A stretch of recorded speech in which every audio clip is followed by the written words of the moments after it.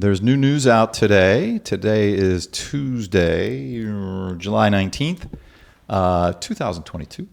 The New York Post, a decent paper actually, is reporting yesterday, but we didn't see it, that David Feherty, the longtime golf announcer over at NBC, a reasonably long time, was on CBS before that, is leaving NBC, where he just did the Open Championship coverage, to go to LIV Golf. That is fairly earth-shattering information. And the Post is reporting it as a done deal, even though there's no announcement. But whoa, that's not a small thing in my mind. Dr. Darkstar, how does that little bit of news hit you? As I said, LIV Golf is the personality tour. You have the top personality in golf going to LIV. Tour.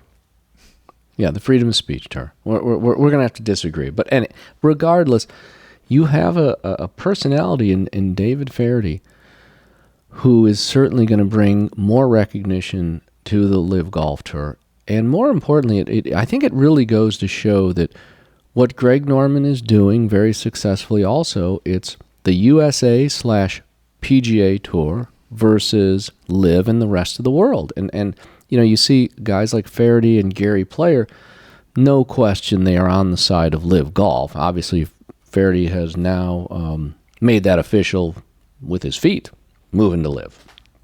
He has. It's a good point you make. We've said previously that a rest of world tour is a great thing. Greg Norman thought about that, 1990-ish. I'd have to say that Gary Player is the grandfather of that idea. As a South African, he jetted all over the world and played everywhere. And rest of world versus North America. But I have always been my thought, and I think we agree 100%, that European players, by and large, are pro-LIV, and I think that's right, even though I've seen news that that's not correct. But it seems that way. It seems that the Euros would fall into with the Australians and the South Africans and the Koreans, and then the Southeast Asian guys to all think that LIV is pretty cool. Do you agree with that? What I really want to say with regard to Feherty and the rest of the world, David Feherty is a transplanted American, and he came over here to follow what the rest of the world thinks of America. And as I had mentioned, I saw him in concert, and I think he's still somewhat reserved because I think deep down he was always afraid of being fired. If I say the wrong thing, I'm now at NBC, I'm going to be fired. This really frees him up to be the personality he wants to be. That's my big take. Yeah, good point. Well, why would he go, right? I mean, why go to LIV at all if that's not the reason? He's not a wealthy man, but he's done fine. I think he's had a long broadcast career. That adds up. No, I agree. He's 63 years old. He was a pretty good European player. He made the Ryder Cup team. He played at the big Ryder Cup thing at Kiowa. Correct. And so he's a better player than even I think about him being, but he was, not bad. And, this is a chance in his career to go and do what he wants to do as a performer. I think that's exactly what you're saying. Yeah, it frees him up to use his personality to further golf throughout the world. Now, there's a person who's actually truly growing the game of golf with his personality, 100%. His commentary. Yeah, that's who you need. Because David Feherty is great in concert, and people are going to go, hey, he's a golfer. He's a great guy. Yeah. I enjoyed watching him. Yeah, those road shows are definitely an outreach. Let's talk about money for a sec. So I agree 100% that he's going. The reason he's going, when he chatted with his wife and his family, like, hey, should I do this? I could retire, frankly, in 2 years. I don't need to do this. It's controversial to some extent. et cetera, et cetera. And okay, so he makes the decision artistically. What about the money? So I think NBC is paying him around $1 million a year to do however many tournaments that is, 15, 20 total. And I don't think you see it that way, but what do you think he's making with NBC? I'd be surprised if he's making that much. I think it's more along the 400,000 to 600,000, and they pay for some expenses, Well, they obviously, pay for everything on the road. Sure. Sure. So when you're 63 and you speak of money, you're talking about the ability to possibly set up his daughter, help a future generation, that type of thing. Obviously, he's doing fine. But I think that is the term that we hear a great deal, is that what they call generational wealth. Dustin Johnson, Phil Mickelson now have generational wealth. Yeah, no, there's a point to be made there. Well, I think he's making $1 million with NBC for the following reason. I say that. This is a blow to NBC Sports, to their golf coverage. I mean, maybe they didn't realize it yesterday, but assuming this is true and he's going, this is a big blow to them. And if they have any ability whatsoever to produce a golf tournament, and I have to believe they do, they've been doing it a long time, the talent just left. And so therefore, they had to be paying him $1 million. Otherwise, he would have been looking around the whole time. I mean, $500,000 for David Feherty is not hard to replace. Not real hard, anyway. But so that's why I say $1 million. Maybe it's a little north of that even. But so he goes, and now what's he getting? What do you think LIV's giving? I'll turn it over to you. But what do you think LIV signing bonus and LIV salary?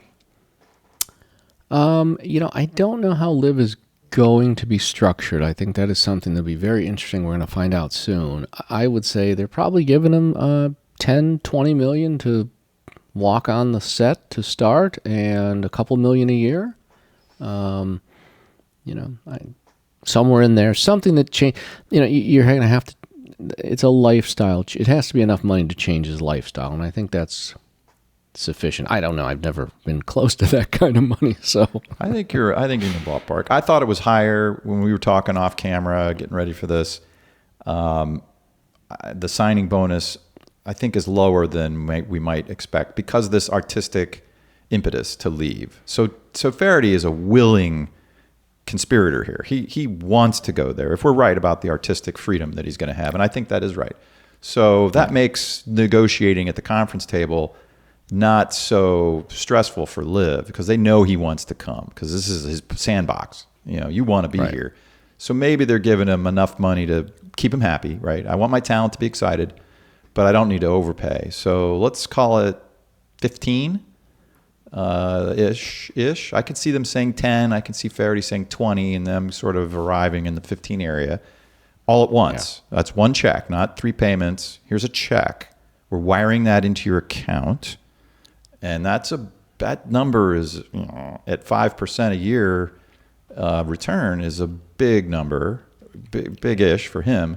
And then we'll give you $5 million a year. I think the annual salary is a little bit higher because they want him to stay there and stay engaged and be part of the primary team that's putting together the broadcast. But does that make sense to you? Those numbers? Sure, that makes a lot of sense. And just to reiterate one point, he wants to leave. It's so sad that somebody from Northern Ireland is the conservative in the room at NBC. Well, he's going, so he's not happy. You don't just leave. I don't think Feherty's leaving just for the money. I think that's dead on. So we agree on that. What's it mean for LIV? Let's give that a minute, and then we can wrap up. Even though that takes a while for us. I think it's a big deal. I mean, short of getting DJ and Bryson, this is the next big thing for LIV. Is that right? Is that the right batting order? DJ, Bryson, Feherty?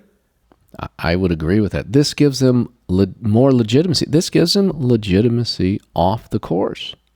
Yeah, because I remember. Yeah. No, go ahead. Continue.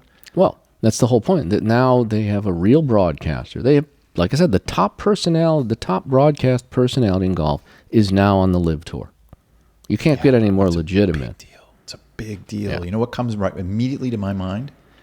Everything you just said, I think that's, everybody watching us is going to say, oh yeah, Feherty will be great. It'll be funny. It'll be exciting. He'll do a great job. But of course, I agree. But what pops into my head is the gambling part of this. The gambling piece. I have to imagine, I've never seen Feherty in that environment, talking about wagering and what's happening and the movement on the golf course, what's going to happen right here. Now we got these two guys. Here's where the bets are. It's on the screen. There's a sidebar. There's a crawler at the bottom. 2 years from now, he'd be great at that, I think. I mean, it's not like World Poker Tour meets broadcast, but it is, as I've sort of speculated, it's where Robin Hood meets Call of Duty. I mean, This is the casino meets a video game and I don't think there's a better sport for betting than golf, because of the pace of play, and it gives you time. Every hole is a new wager. 18 chances to bet all over the golf course.